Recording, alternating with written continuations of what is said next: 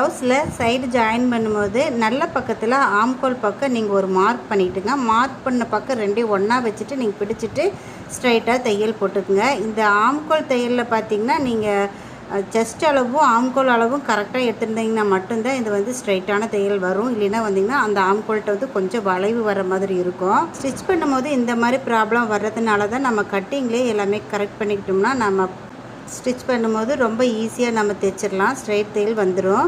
தைக்கும் போது ரொம்ப கவனமாக இந்த மாதிரி சின்ன சின்ன டிப்ஸ் எல்லாம் நீங்கள் ஃபாலோ பண்ணி தைச்சிங்கன்னா அப்படி மட்டும்தான் ப்ளவுஸ் ஃபினிஷிங் ரொம்ப சூப்பராக வரும்.